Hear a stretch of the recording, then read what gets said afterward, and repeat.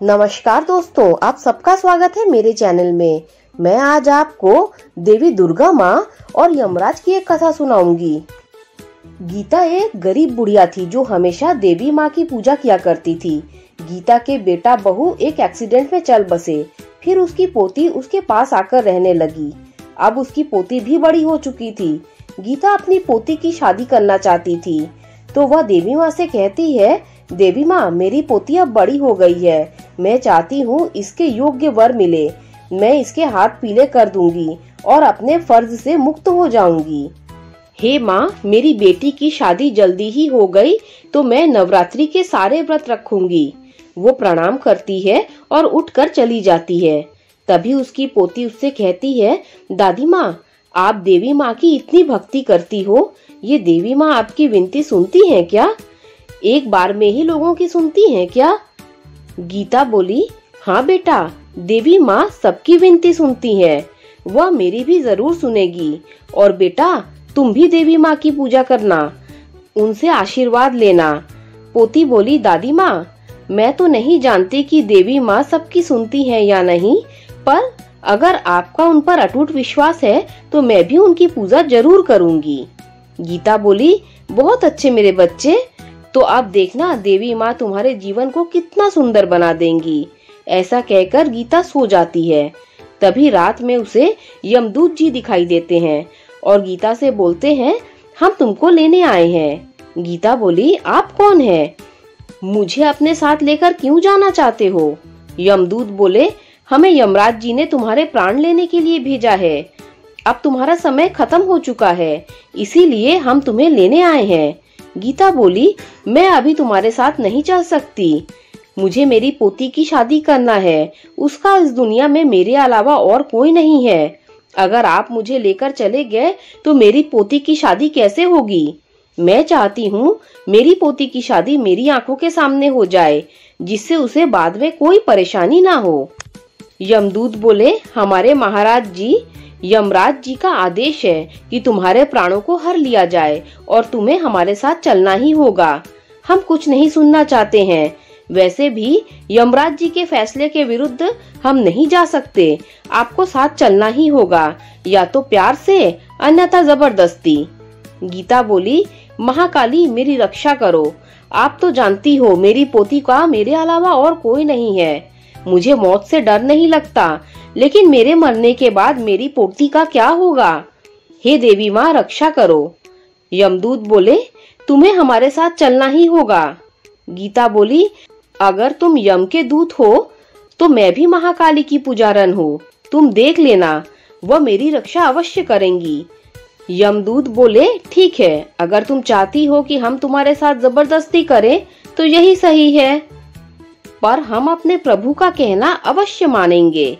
यमदूत जैसे ही गीता को छूते हैं, उनके शरीर में कंपन होने लगता है। तभी माँ काली की आवाज यमदूत के कानों में पड़ती है कि गीता को छोड़ दो। तब यमदूत कहते हैं, हम सिर्फ अपने प्रभु का आदेश मानते हैं, उसके अलावा और किसी का आदेश नहीं मानते। तुम हमें आदेश देने वाली कौन हो? तब माँ काली की आवाज आती है, मैं ही दुर्गा हूँ, मैं ही काली हूँ, मैं ही महाशक्ति हूँ। तब यमदूत हाथ जोड़कर बोलते हैं, जय महाकाली।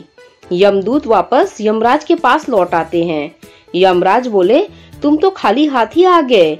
अब तुम अपने प्रभु का आदेश नहीं मानते हो, तुम उनके प्राण को क्यों नहीं लाए?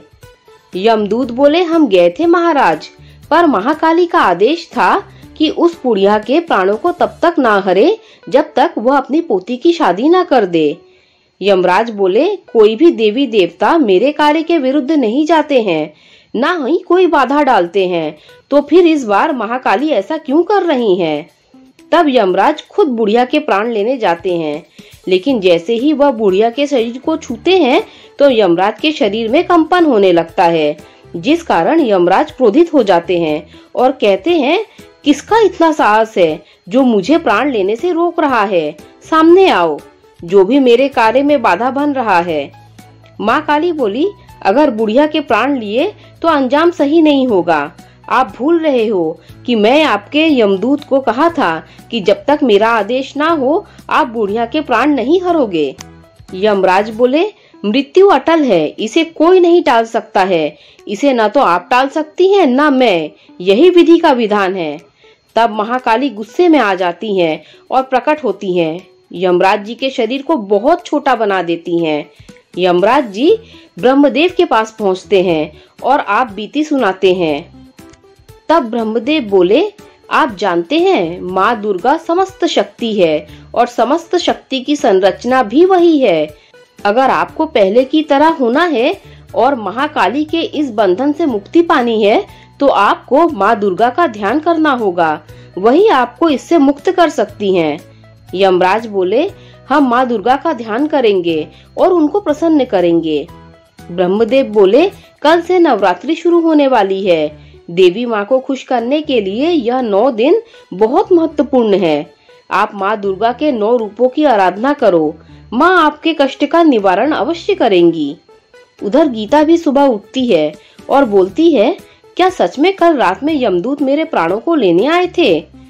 पर अगर वह सच में मेरे प्राणों को लेने आए थे तो मेरे प्राणों को बिना लिए हुए वापस कैसे चले गए? जो भी हो, यह सब मेरी महाकाली का चमत्कार है।